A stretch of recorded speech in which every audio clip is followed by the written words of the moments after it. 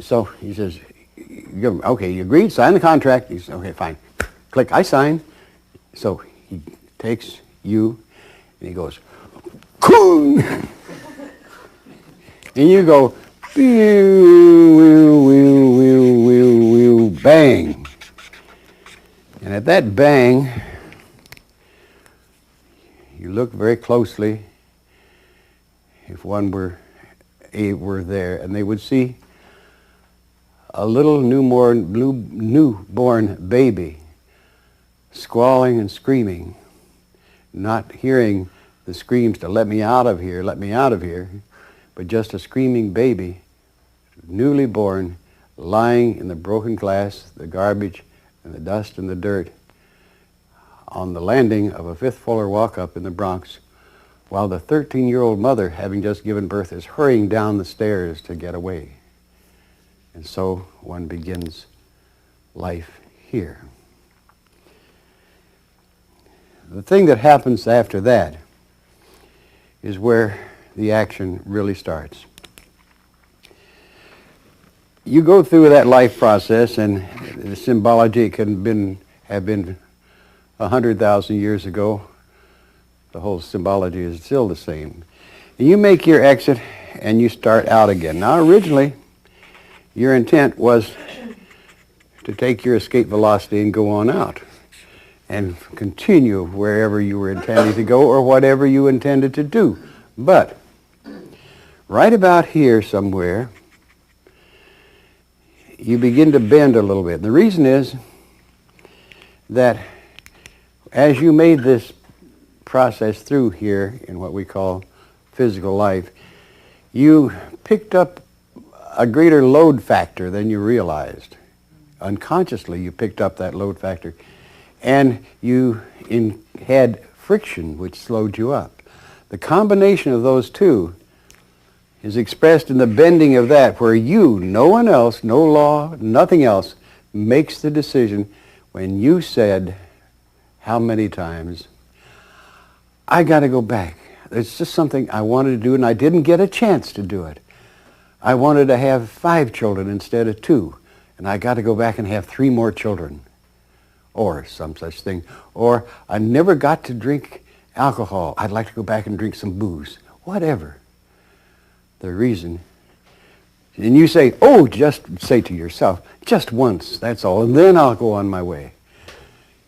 And so you begin that turn to make just once more, one little more run, just one more for the road or whatever.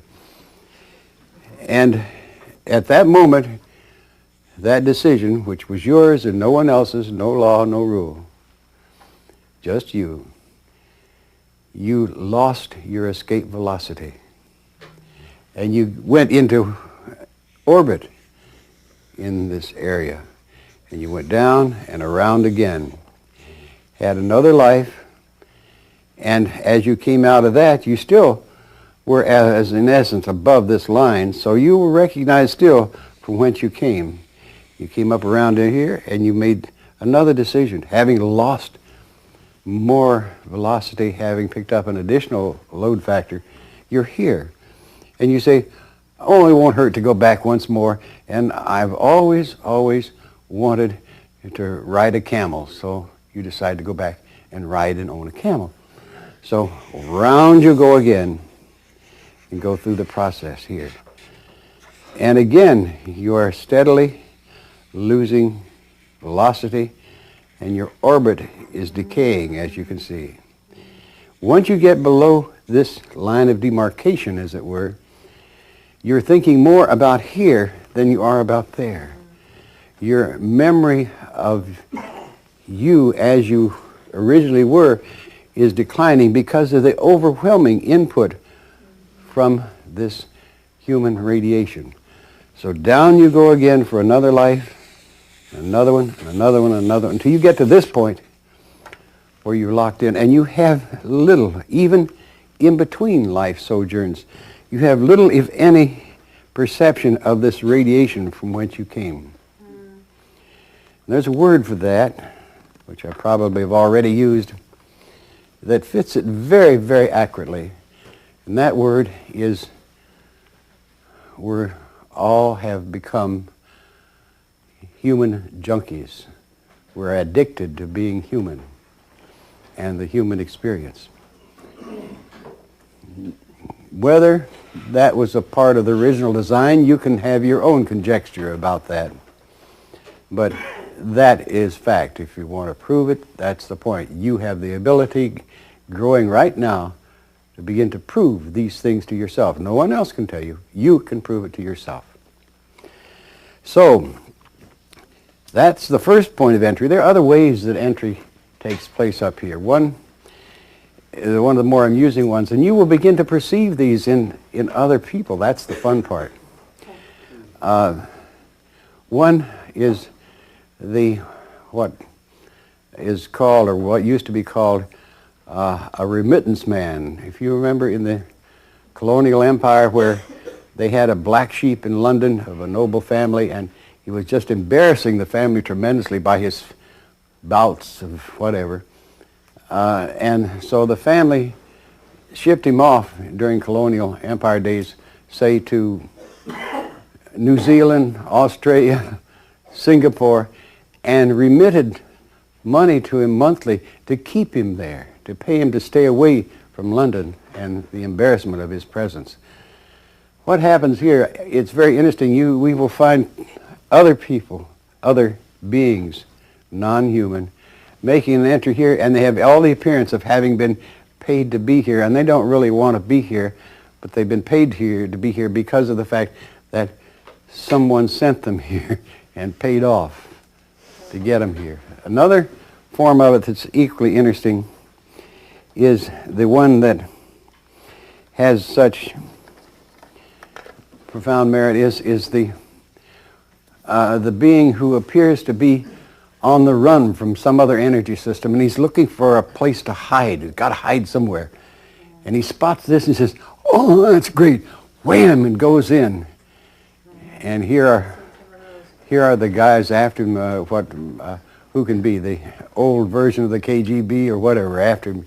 And what he doesn't know when he makes that dive is that every time he exits and ends a life sojourn, he again is over here. And when he does that, these pursuers are ready to grab him and say, "Gotcha."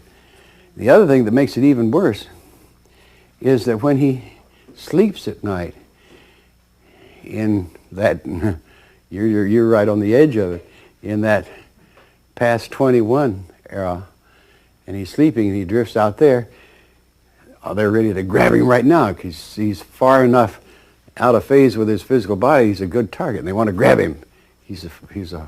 And so he has these horrible nightmares all his lifetime, trying not to sleep. He becomes deathly afraid of sleeping, and he becomes much, much more afraid of dying, because that means the boys will really gotcha when he dies and take him back for whatever reason.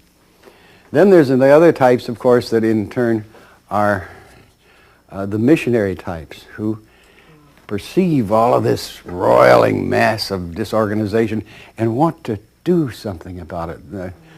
You could say they're a super form of do-gooders, but they come to fix it, help it. And so they come in here, and they, in turn, the price of losing their memory, their personality, but they still try to express it. And most, if not all of them, become enmeshed in this whole cycle themselves, forgetting all about what their real motive was to help, and they get boozed up themselves.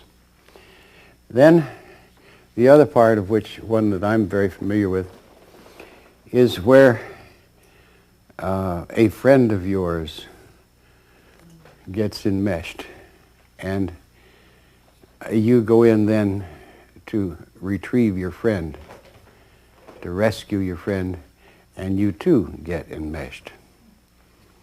More common than you think.